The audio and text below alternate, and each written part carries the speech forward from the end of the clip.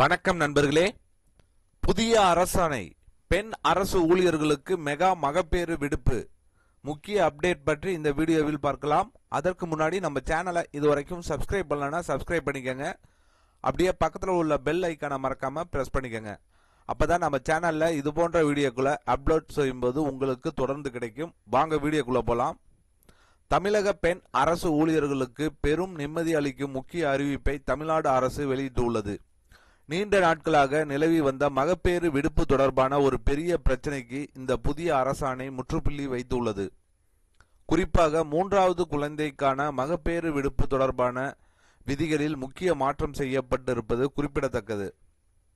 இதுவரை நடைமுறையில் இருந்த விதிகளின்படி முதல் 2 குழந்தைகளுக்கு மட்டும் தலா 365 நாட்கள் முழு ஊதியத்துடன் மகப்பேறு விடுப்பு வழங்கப்பட்டு வந்தது. ஆனால் மூன்றாவது குழந்தைக்கு எந்தவிதமான ஊதியத்துடன் கூடிய விடுப்பும் வழங்கப்படவில்லை.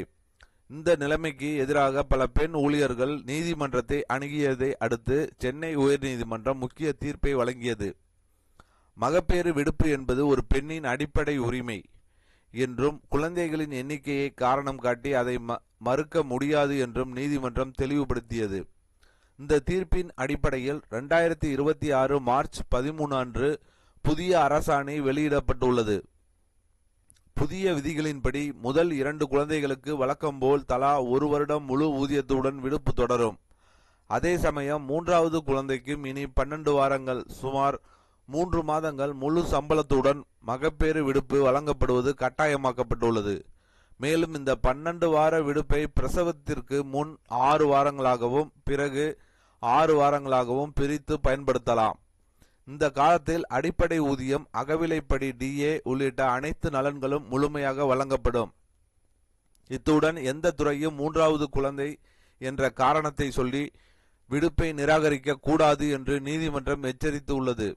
இதை மீறினால் அது நீதிமன்ற அவமதிப்பாக கருதப்படும் என்றும் குறிப்பிடப்பட்டுள்ளது. மொத்தத்தில் குடும்ப பொறுப்புகளையும் வேலை பொறுப்புகளையும் சமநிலைப்படுத்தும் பெண் அரசு ஊழியர்களின் நலனை கருத்தில் கொண்டு எடுக்கப்பட்ட இந்த முடிவு அவர்களிடையே பெரும் வரவேற்பை பெற்றுள்ளது. பெண்களுக்கு பெண் அரசு ஊழியர்களுக்கு மெகா மகப்பேறு விடுப்பு சொல்லியிருக்காங்க. மூன்றாவது இது நாள் வரைக்கும் 2 குழந்தைக்கு தான் 1 வருடம், அதாவது 12 மாதங்களுக்கு ஒவ்வொரு குழந்தைக்கும் சம்பளத்துடன் கூடிய விடுப்பு கொடுத்துட்டு இருந்தாங்க. இப்போ மூன்றாவது குழந்தைக்கும் 3 மாதம் விடுப்பு கொடுக்கணும் அப்படின்னு புதிய அரசாணையை போட்டிருக்காங்க. ஸோ ரொம்ப இது வரவேற்கக்கூடிய ஒரு விஷயம்தான். சம்பளத்துடன் கூடிய விடுப்பு அதுதான் ரொம்ப முக்கியம். ஸோ கண்டிப்பாக பெண்களுக்கு இது பயனுள்ள வீடியோவாக இருக்கும்னு நினைக்கிறேன். இந்த வீடியோ பிடித்திருந்தால் லைக் பண்ணுங்கள், ஷேர் பண்ணுங்கள். மீண்டும் இது போன்று வேற ஒரு வீடியோவில் சந்திப்போம்.